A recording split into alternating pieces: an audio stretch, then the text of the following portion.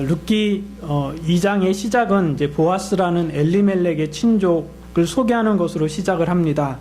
네, 룻기를 이루는 하나의 큰 그런 만들어가는 물줄기가 어떻게 되어지냐면은 이 룻이라는 그런 모압 여인과 그리고 또 나옴이라는 그 룻의 시어머니 그리고 보아스라는 이 세 사람, 그러니까 나오미의 친족이죠. 그러니까 나오미의 남편 엘리멜렉의 친족 이 세 사람이 서로 엮이고 설키고 하면서 얽히고 설키고 하면서 꼭 새끼줄을 꼬는 것처럼 그렇게 하나의 큰 물줄기를 이루어 갑니다. 이 세 사람을 통해서 하나님께서 이 전에도 말씀드렸던 것처럼 이 구속사 하나님의 구원 역사를 어떻게 이루어 가셨는지 이 룻기를 통해서 그 단면 구원 역사의 단면을 저희에게 오늘 보여주고 있습니다. 오늘 2장의 내용은 고향 베들레헴으로 돌아온 나오미와 룻의 현실을 이렇게 보여주고 있습니다. 막상 고향으로 돌아왔지만 하나님의 은혜를 구하며 또 회개하고 돌아왔지만 그러나 닥친 현실은 녹록하지가 않습니다. 당장 끼니를 걱정해야 되는 상황에 이르렀습니다. 그래서 룻은 자기가 할 수 있는 일을 찾아봅니다.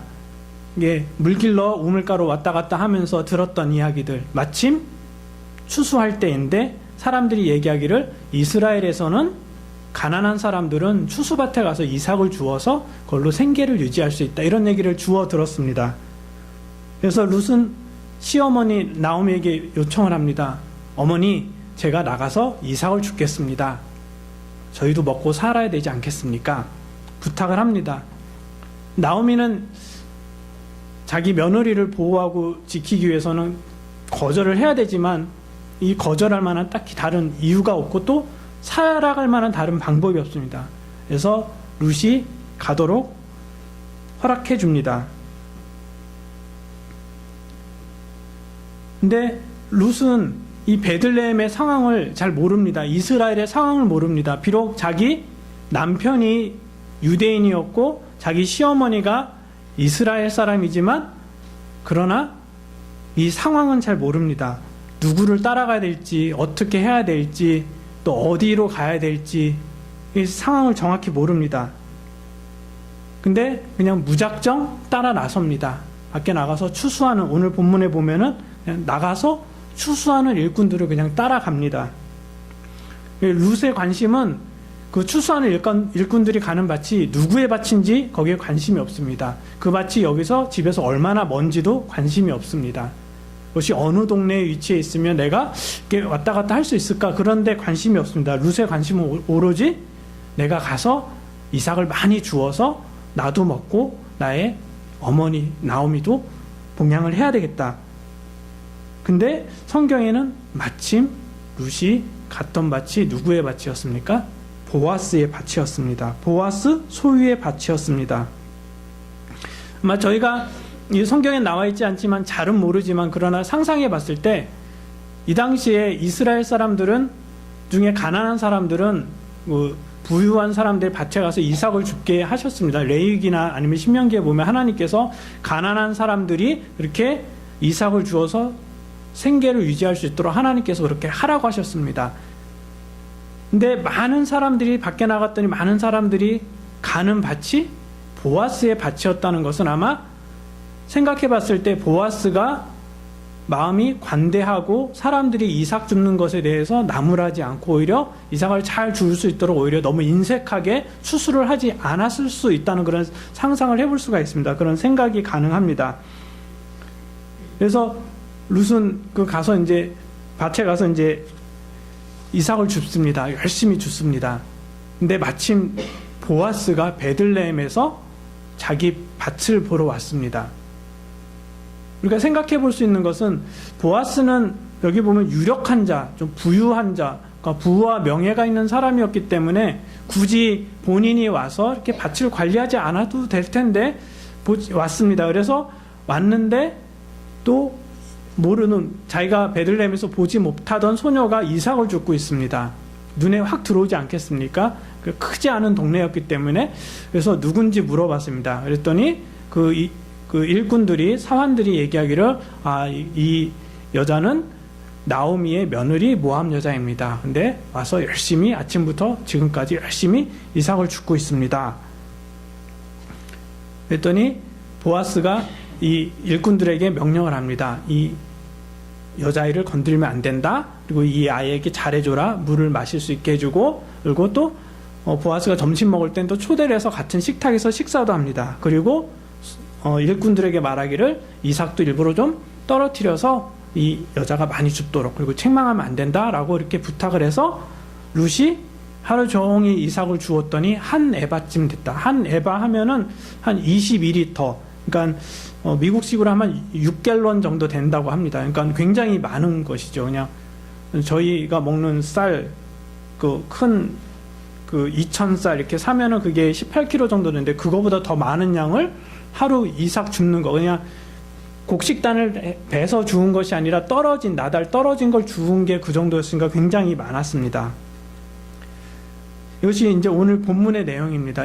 사실 오늘 본문 중에서 저희가 설명하고 얘기해야 될 부분들이, 살펴볼 내용들이 참 많지만, 그러나 오늘 제가 설교 제목에 놨던 것처럼 우연이란 말과 마침이란 그 단어를 통하여서 하나님께서 어떻게 우리 인생 가운데 역사하시고 우리 가운데 섭리하시는지 한번 그 부분에 대해서 한번 묵상해 보려고 합니다. 이 조직신학에서 섭리라고 말했을 때는 어떻게 얘기하냐면, 창조주가 모든 그의 피조물을 보존하시고 세계에서 일어나는 모든 일에서 활동하시며 만물을 그들의 지정된 목적으로 인도하시는 신적 에너지의 지속적인 실행이다, 이렇게 얘기를 합니다. 이걸 한마디로 말하면 하나님의 일하심이라고 말할 수 있습니다. 섭리는 하나님의 일하심인데, 인생의 어떤 하나님의 계획과 목적을 가지고 일하시는 것을 섭리라고 합니다.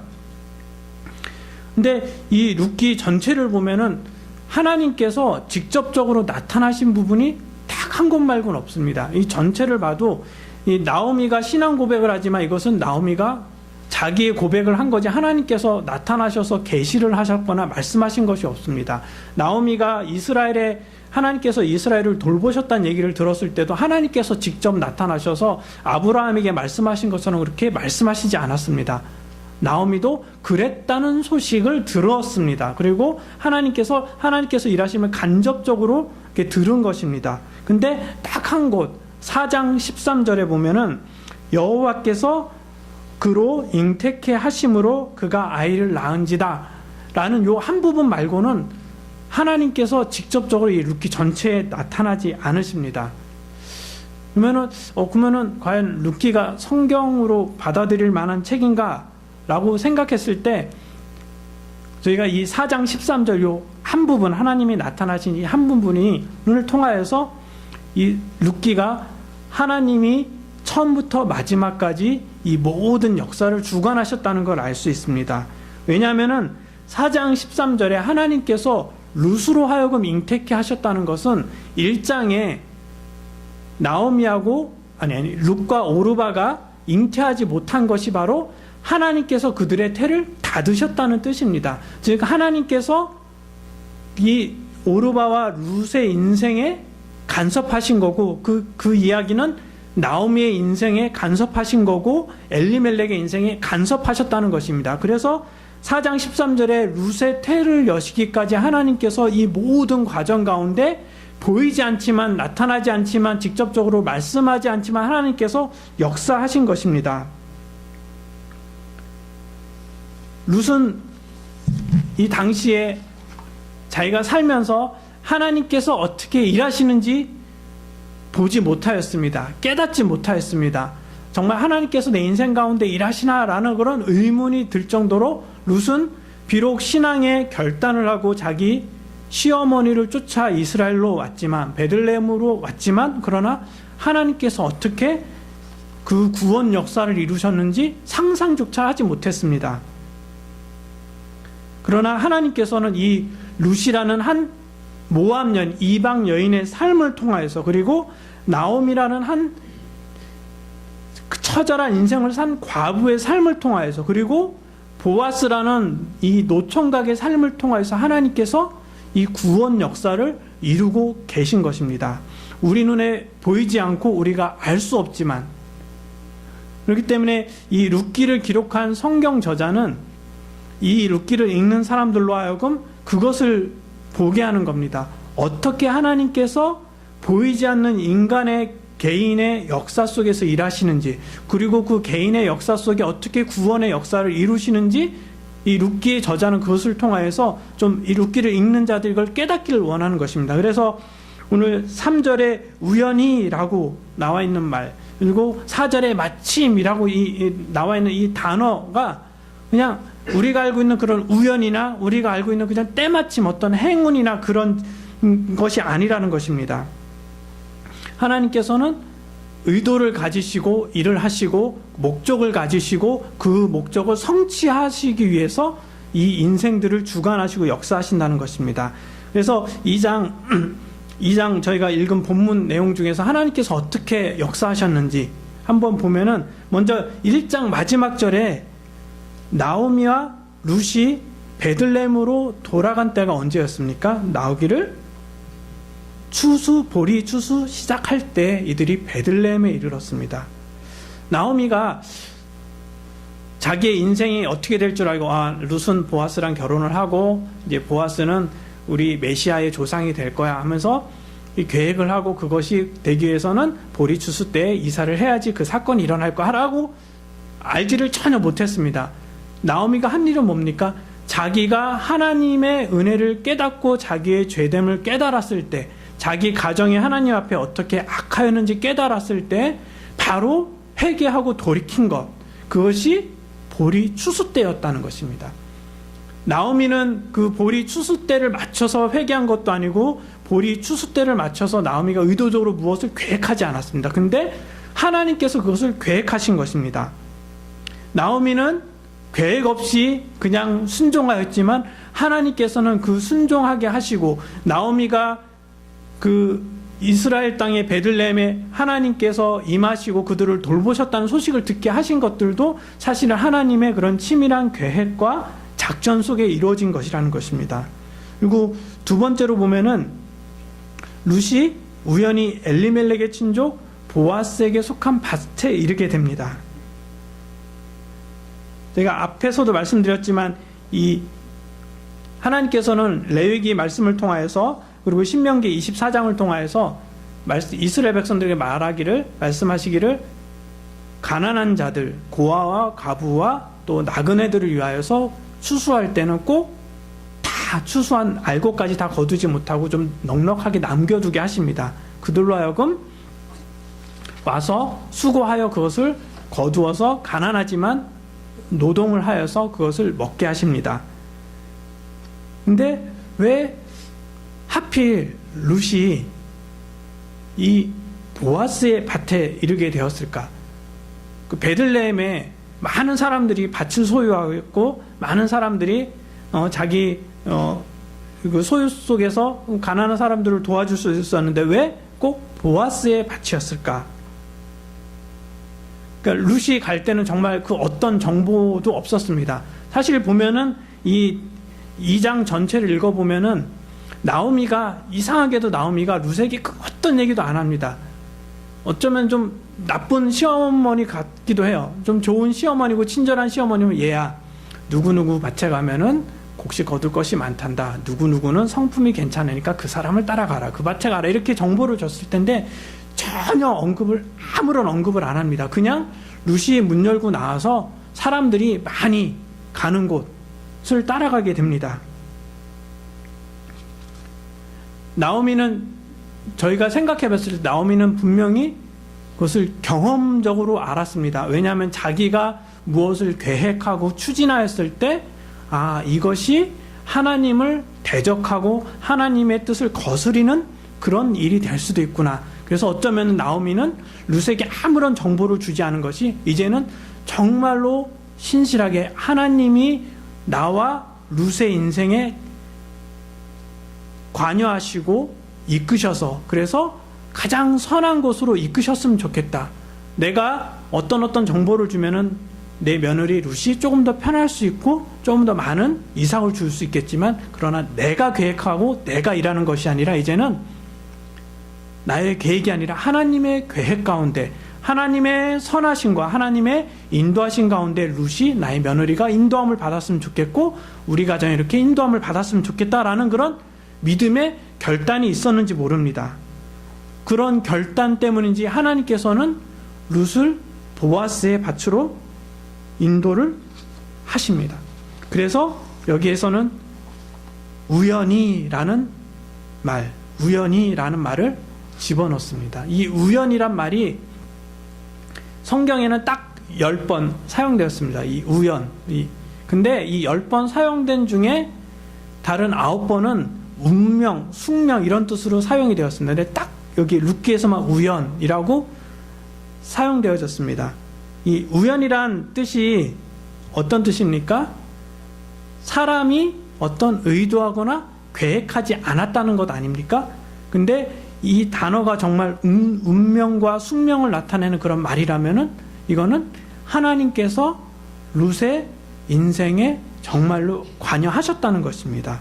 그러니까 이 우연은 룻이 계획한 것도 아니고 보아스가 계획한 것도 아니고 나오미가 의도한 것이 아니라 하나님이 계획하신 거고 하나님이 이것에 역사하셨다는 것입니다. 그래서 룻은 사람들이 보기에는 운이 좋았네 이렇게 말할 수 있지만 그것이 아니라 하나님의 이끄심과 인도하신 가운데 있다는 것입니다.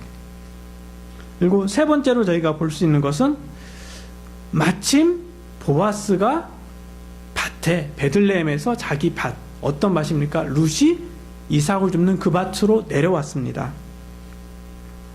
이게 원어 성경에서는 그러니까 히브리어 성경에서는 이 3절 이후에 4절의 시작을 어떻게 되어 있냐면 그리고라는 이 접속사로 되어 있습니다. 그리고 하면서 그리고 보십시오 이렇게 아니면 그리고 주목하십시오라는 그런 단어로 시작을 합니다. 영어로는 behold 이렇게 나와 있는데 그리고 보십시오 그리고 한번 여러분 주목해 보십시오라고 이 지금 룻기를 기록한 저자가 이 하나님의 일하심을 지금 나타내고 있습니다. 이 3절에서 어떻게 나갔습니까? 룻이 가서 베는 자를 따라 밭에서 이삭을 줍는데 우연히 엘리멜렉의 친족 보아스에게 속한 밭에 이르렀더라. 그리고 여러분 잘 보십시오. 그리고 보아스가 베들레헴에서 이 룻이 있는 밭으로 이르렀습니다.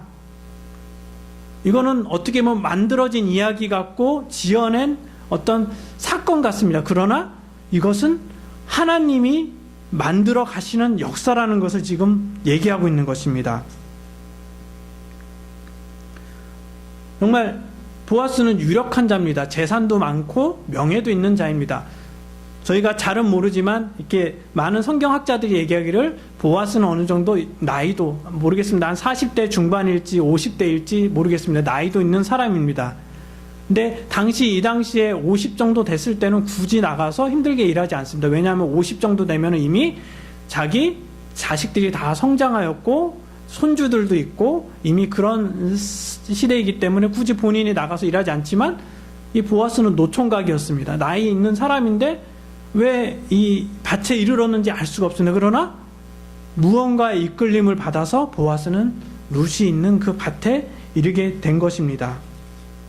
그러니까 이 만남은 룻과 보아스와의 이 첫 만남은 우연이지만 그러나 하나님의 역사라고 하나님의 섭리라는 것입니다. 그리고 보아스가 네 번째로 보아스가 룻을 보고 룻에 대하여 자세히 물어봅니다. 이게 2장 5절에 나와 있습니다. 보아스가 베는 자들을 거느린 사환에게 이르되 이는 누구의 소녀냐 물어봅니다. 이게 룻과 보아스와의 신분의 차이를 여러분 한번 생각해 보십시오. 룻과 보아스는 신분의 차이가 굉장히 큽니다. 보아스는 계속 말씀드렸던 것처럼 유명한 자이고 명예 있고 권세 있는 사람입니다. 부자입니다. 근데 룻은 이방 여자입니다. 그리고 가난한 여자입니다.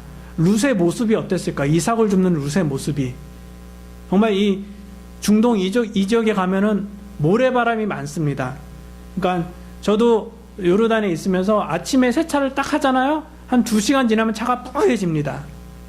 이 룻의 모습은 어떨까? 이삭을 줍는 이 밭에서 막 이렇게 벼베게 하고 할 때 이삭 줍는 머리는 엉클어지고 바람에 엉클어지고 온몸은 이렇게 먼지 쌓여있는 이 여자 손은 꾀죄죄하고 샌들 신은 발은 얼마나 지저분했겠습니까? 손톱과 발톱에 낀 때가 까맣게 보이지 않았겠습니까? 근데 보아스가 뭐가 좋다고 이 지저분하고 이방 여자인 가난한 이 여자에게 관심을 보이며 누구냐라고 물어봤겠습니까? 그것은 하나님께서 이 룻이라는 이 여인이 보아스의 눈에 들어오게 한 것입니다.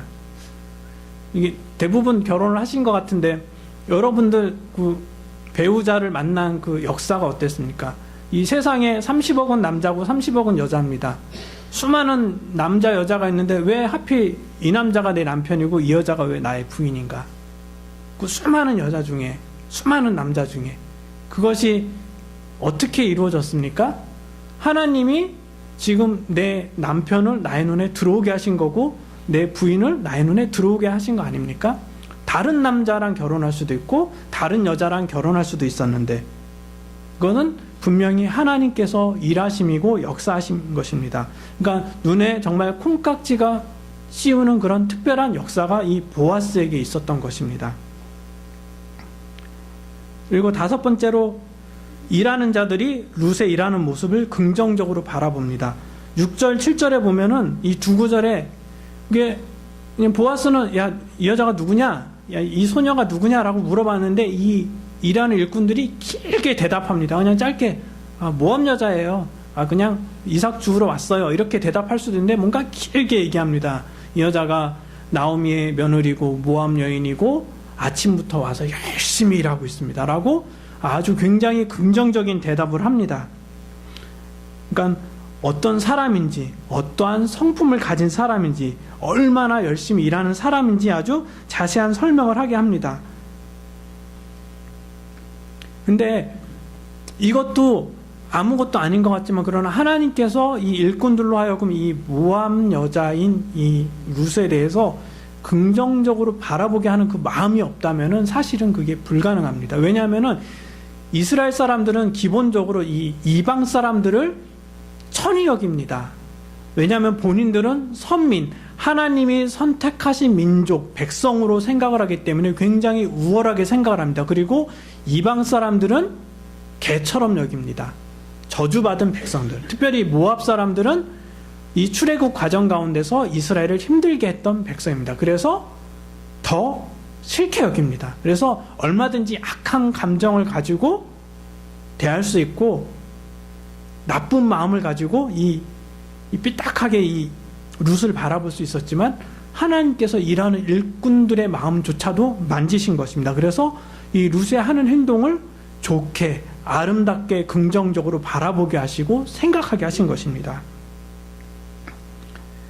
그리고 여섯 번째로 보면은 2장 11절 12절에 보아스가 룻에 대한 소식을 다 듣고 이것을 영적인 시각으로 해석을 하고 바라봅니다.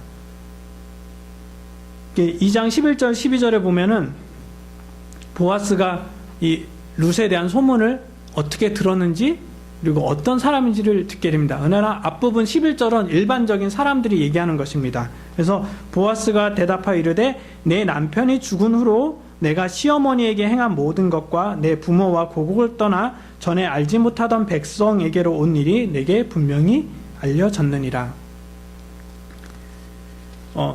요즘 인터넷이 발달돼서 우리의 삶의 소식들을 그냥 세계 곳곳으로 보내지 않습니까? 여기서 뭐 페이스북이나 트위터나 아니면 다른 것에 이렇게 SNS에 올리면은 여기서 올린 여기서 뭘 먹었대 아니면 어딜 갔대 하고 페이스북에 사진이랑 같이 올리면은 한국에서 이렇게 답이 답니다. 맛있었겠다, 부럽다, 나도 한번 먹고 싶다, 가고 싶다 이렇게 답이 달립니다. 그러니까 사람들은 기본적으로 그냥 자기에게 또 자기 주변에 일어난 일들을 사람들과 나누길 원합니다. 예전에는 그것이 어떤 제한된 공간과 제한된 사람들 속에서만 이루어졌습니다. 왜냐하면 전화가 있었던 것도 아니고 그렇다고 뭐 인터넷이 있었던 것도 아니기 때문에 그냥 동네에서 그 일들이 일어났습니다. 그래서 동네에서 옆집 사람 만나면 무슨 얘기합니까? 내가 오늘 서울 갔다 왔는데 서울에는 와 정말 눈 뜨고도 코베 가는 세상 맞대 하면서 막 얘기하면은 그 시골 할머니들은 정말 그렇구나 하고 그것이 맞다고 얘기를 하고 그 소문이 막 돕니다. 그리고 또 누구 집에 누가 뭘 했대 하면은 또 그 얘기가 여기까지 또 소문이 온 동네에 다 납니다. 사람들은 기본적으로 자기 얘기를 남에게 하기 좋아하고 어떤 사건에 대해서 얘기하기를 좋아합니다. 이 베들레헴이라는 이 조그만 동네에 늘 일상 일어나는 일 말고는 재밌는 일이 없었습니다. 그러니까 특별히 뉴스가 될 만한 일이 없었습니다. 근데 어느 날 큰 뉴스거리가 생겼습니다. 그게 뭡니까? 이민 갔던 엘리멜렉 가정이 돌아온 것입니다. 근데 나오미하고 그 이방 며느리 룻만 딸랑 돌아왔어요. 그것도 가난하게 돌아왔습니다. 그랬을 때 이 베들레헴이라는 동네에 이 소식은 이 이바구 통신이 얼마나 빠르게 전달됐겠습니까? 우물가에서 만나면 여자들은 그 얘기만 합니다. 계속 나오미가 어쩌고 룻이 어쩌고 계속 이 얘기를 합니다. 남자들은 일하다 말고 계속 그 얘기를 합니다. 그래서 이 베들레헴에 텔레비전이 없고 CNN 뉴스가 없어도 이 소식은 벌써 베들레헴에 바닥에 다 퍼져 있습니다. 이 소식을 보아스도 본인이 들으려고 사람들 만나면서 야 어떤 새로운 소식 있냐? 뭐 이렇게 묻지 않아도 괜히 얘기를 합니다. 일하는 일꾼들이 와서 주인님 하면서 이런 일이 있었대 하고 얘기를 다 합니다. 근데 그 들려진 보아스에게 들려진 소식은 어떤 소식입니까? 11절에 저희가 읽은 대로 좋은 소식입니다. 이 룻이라는 이방 여자가 모압 여자가 시어머니 나오미를 따라왔는데 얼마나 효심이 깊은지 그리고 그가 돌아왔을 때 어떻게 돌아왔는지. 근데 이 얘기를 어떻게 할 수 있을까요? 나오미가 만나는 사람들에게 자기의 신앙을 계속해서 고백합니다. 내가 이렇게 살았는데 하나님께서 나를 이렇게 치셨고 나를 징계하셨고 그래서 내가 이렇게 돌아왔는데 나의 며느리 룻이 자기 신을 버리고 자기 가족을 버리고 고향을 버리고 나를 택하고 나의 백성을 택하고 언약 백성을 택하고 언약 백성의 하나님을 택했다라는 그런 고백을 합니다. 그리고 얼마나 룻이 신실하게 진실되게 기쁨으로 자기를 섬기며 돌아보는지 얘기했을 것입니다. 이 소식이 보아스의 귀에 들린 것입니다. 근데 보아스는 단순히 이렇게 일어난 사건들에 대해서만 들은 것이 아니라 12절에 보면은 더 멋진 이야기를 합니다. 여호와께서 너가 행한 일에 보답하시기를 원하며 이스라엘의 하나님 여호와께서 그의 날개 아래에 보호를 받으러 온 너에게 온전한 상 주시기를 원하노라. 이 룻이 자기 모압 백성, 자기 백성을 버린 것, 자기 신을, 그모스라는 그 신을 버리고 이스라엘에 온 것은 그냥 온 것이 아니라 하나님을 바라는 신앙, 그 하나님의 날개 아래, 여호와의 그 이름 아래 피하며 그 하나님만이 우주 만물의 주관자 되신 하나님이라는 것을 믿는 믿음의 고백의 결단이었다는 것을 이 보아스는 본 것입니다. 그런 영적인 눈으로 이 보아스는 룻과 나오미의 삶을 보고 있었던 것입니다. 이것은 하나님의 또 다른 은혜입니다. 보아스로 하여금 그렇게 영적인 시각을 가지고 볼 수 있도록 하신 하나님의 또 다른 은혜인 것입니다. 그리고 마지막으로 7번째 보면은 보아스가 룻에게 수많은 여러 가지 친절들을 베풉니다. 어떤 호의를 베풉니까? 먼저 얘기하기를 룻에게 너 다른 밭에 가지 말아라. 너는 나의 밭에서 열심히 일해라. 그리고 일꾼들에게는 너희가 룻 건들면 안 된다.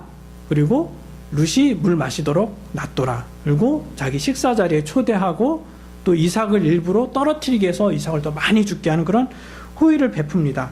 이 당시에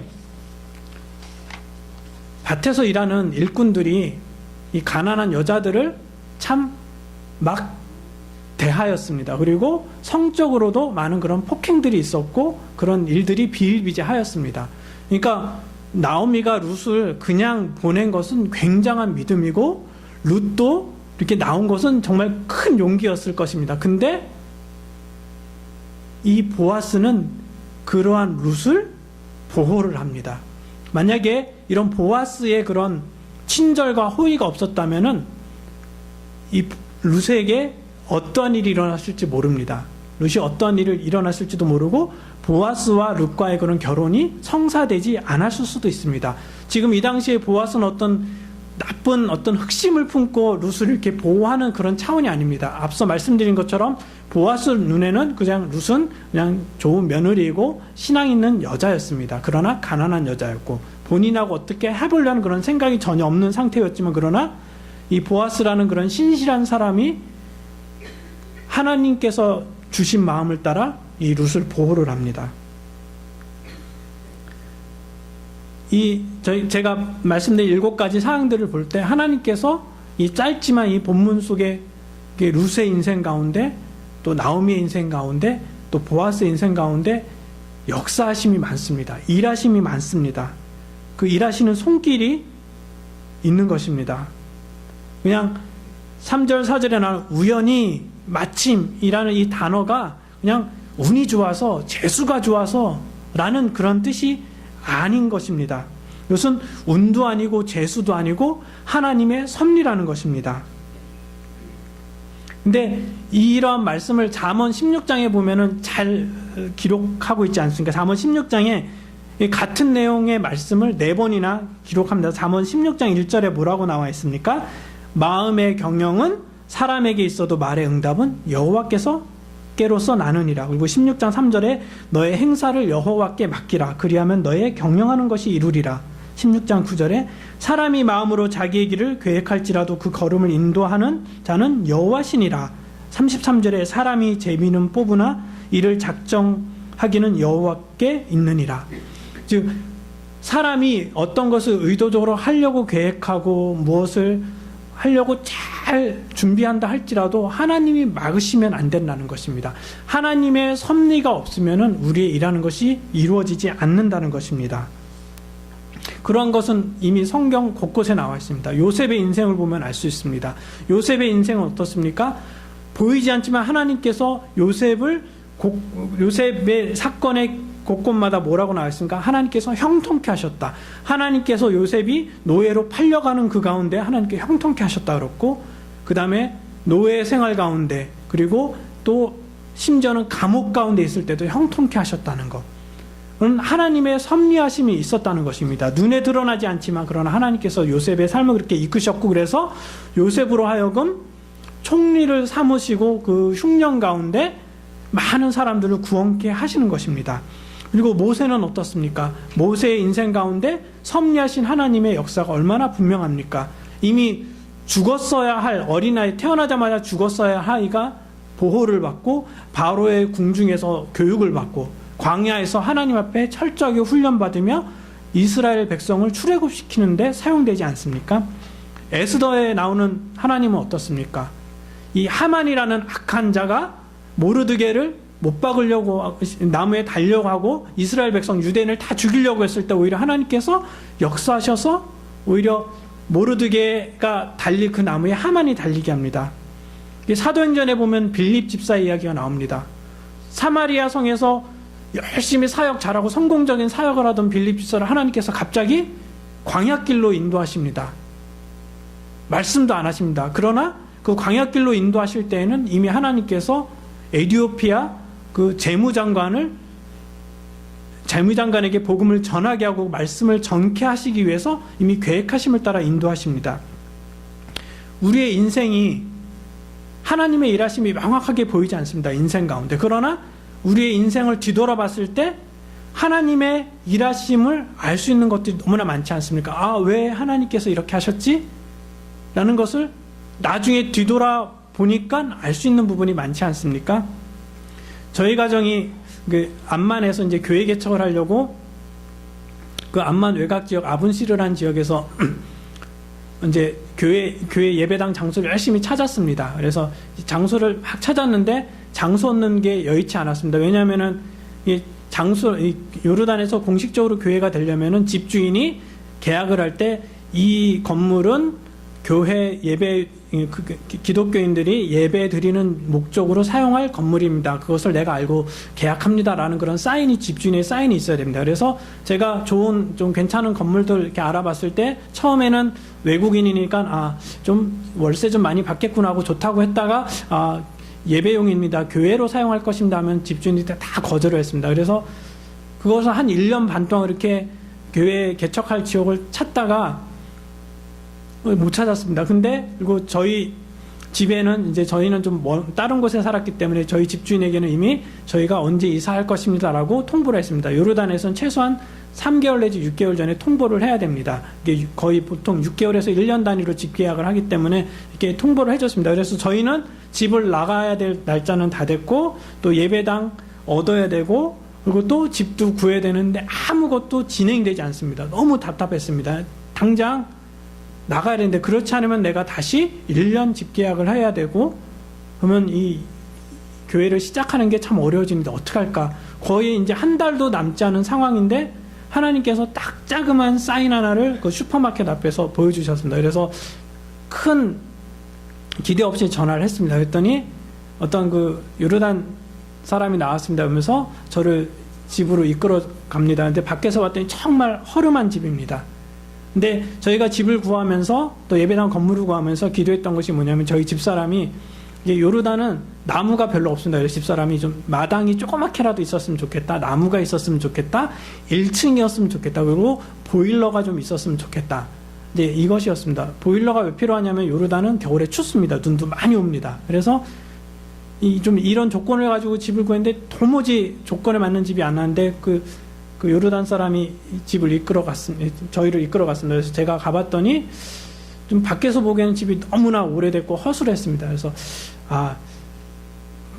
이런 집에서 어떻게 살까? 그래서 이 집 안 되겠다 했는데 집에서 계단을 올라와서 집에 딱 들어갔더니 한 30년 전쯤 지어진 집인데 앞에 마당이 있습니다. 그 마당에 과실수, 유실수가 있습니다. 포도나무가 있고 사과나무가 있고 복숭아나무가 있고 그다음에 조그만 다른 그 과일나무가 하나 있었습니다.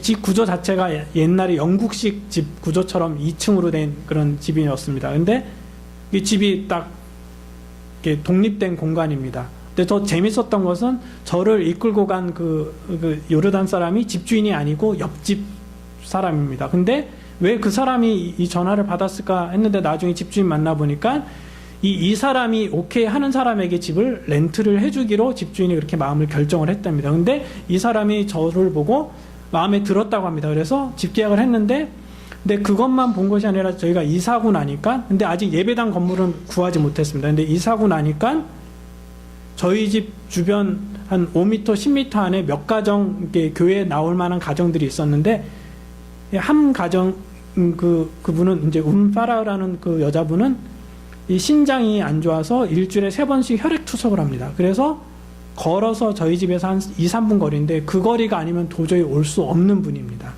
그리고 그 다른 가정도 차 타고는 움직이지 않는 가정들 그런 가정들을 하나님께서 이미 이렇게 두신 겁니다. 그래서 저희로 하여금 그 가정 가운데 딱 그 집 가운데 딱 인도를 하신 것입니다. 근데 그 진행되는 과정 속에서 저는 하나님이 무엇을 원하시는지 어떻게 인도하시는지 몰랐습니다. 그냥 1년 반 동안 예배드릴 장소를 찾아 헤맸고 집을 찾아 헤맸습니다. 하나님의 일하심도 보지 못하였고 보이지도 않았고 답답했고 이사 날짜 다가오면서 마음에 낙심도 컸는데 그러나 하나님은 다르게 역사하시고 계획하시고 일하셨던 것입니다. 아마 여기 지금 예배드리는 저희들 모두가 그럴 것입니다. 뒤돌아보면 우리의 지나온 삶을 뒤돌아보면은 이해되지 않았던 하나님의 그런 일하심이 깨달아지는 것들이 있을 것입니다. 근데 그것이 예전에만 하나님께서 그렇게 나에게 역사하신 것이 아니라 우리에게 역사하신 것이 아니라 지금도 그렇게 일하신다는 것입니다. 하나님께서 이스라엘 백성들에게 지속적으로 말씀하신 것이 무엇입니까? 내가 너희를 어떻게 구원하였는지 어떻게 구속하셨는지 내가 누구인지 너희가 한번 돌이켜봐라. 그 얘기를 왜 하냐면은 사람은 기적과 이적을 통하여서 변화되어지는 것이 아닙니다. 기적과 이적을 보더라도 또 새로운 상황에 부딪히면은 하나님께서 나에게 베푸셨던 기적과 이적을 다 까먹습니다. 그리고 다시 하나님을 의심합니다. 그래서 이스라엘 백성들은 광야 40년 동안 그렇게 하나님의 기적을 보고 이적을 보면서도 또 새로운 상황에서는 하나님에 대하여 원망을 했던 것입니다. 그렇기 때문에 이스라엘 백성들로 하여금 내가 너에게 어떻게 역사하였는지 내가 너에게 어떻게 일하였는지 너 가운데 어떻게 기적을 베풀었는지 한번 돌아봐라. 나는 어제나 오늘이나 내일이나 변함이 없는 동일한 하나님이다. 내가 너에게 어제 그렇게 역사하였다면 오늘도 그렇게 역사하고 있는 것이고 내일도 그렇게 역사할 것이다. 즉 우리 인생 가운데 하나님께서 섭리하셨다면은 이 일에 대해서, 나의 자녀의 문제에 대해서, 나의 직장 문제에 관하여서, 나의 이민 생활 가운데 역사하셨다면은 오늘 내가 답답한 상황 가운데 내가 지금은 하나님의 일하심을 보지 못하지만, 하나님의 역사하심을 내가 알 수 없지만, 그러나 하나님께서 분명히 내가 보지 못하게, 내가 알지 못하게 지금도 일하고 계신다는 것입니다. 그리고 그것을 통하여서 하나님께서 가장 아름다운 것을 만들어 가실 것이라는 것입니다. 그래서 로마서 8장에 뭐라고 나와 있습니까? 모든 것이 합력하여 선을 이룬다. 모든 것이, 그 모든 것에는 우리의 실수도 있고 우리의 실패도 있고 우리의 좌절도 있고 우리의 연약함도 있습니다. 그러나 하나님께서는 그것까지도 합력하여 우리로 하여금 선을 이루게 하십니다. 가장 아름다운 것을 우리에게 주시려고 지금 일하고 계신 것입니다. 그래서 우리는 낙심하지 않습니다. 그래서 우리는 두려워하지 않습니다. 왜냐하면 하나님께서 오늘 나의 인생 가운데 섭리하고 계시기 때문입니다. 우리의 인생은 하나님의 장중에 있는 것입니다. 하나님의 오른손에 붙들림 바 된 것입니다. 비록 볼 수 없지만, 비록 내 눈에 보이지 않고 내가 느껴지지 않지만, 비록 다른 사람들이 얘기하는 것처럼 하나님께서 직접적으로 나에게 어떤 계시를 주시거나 말씀하시는 건 아니지만, 그러나 내 인생을 통하여서, 아니 내 인생 가운데 그것이 결탄 한 번도 없다 할지라도 하나님의 신실하신 말씀을 통하여서 그렇게 얘기하시는 것입니다. 그래서 시편 136편에 보면은 시편 기자가 그렇게 고백합니다. 왜 천지를 창조하신 하나님, 이스라엘을 이끄신 하나님, 그 다음에 홍해를 가르신 하나님을 왜 이 사람이, 이 시편 기자가 그렇게 노래하고 이렇게 찬양하고 있습니까? 왜냐하면 그 하나님이 오늘도 역사하시기 때문에, 그 능력과 권능으로 나의 삶 가운데 역사하시고 또 나에게 그렇게 하실 것이기 때문에 이 시편 기자가 이렇게 하나님을 찬양하는 것입니다. 우리는 그래서 그 하나님을 돌아봐야 되고 그 하나님을 다시 한번 바라봐야 됩니다. 그 하나님을 의지해야 되는 것입니다. 오늘의 답답함이 있다면은 그것은 하나님의 또 다른 일하심일 것입니다. 우리가 해야 될 것은 그 하나님을 바라보며 겸손하게, 하나님, 제가 보지 못하지만 끝까지 하나님 편에 설 수 있도록 도와주세요. 하나님, 마지막까지, 제 생명 다하는 날까지 하나님 손 붙들게 도와주세요. 저의 얼굴이 사람의 능력이나 사람의 권세나 아니면 세상의 조건을 바라보는 것이 아니라 오직 여호와 하나님의 얼굴만을 바라볼 수 있도록 도와주세요. 우리의 기도가 이 기도가 되어야 하고 우리의 싸움이 이 싸움이 되어야 하는 것입니다. 같이 기도하겠습니다.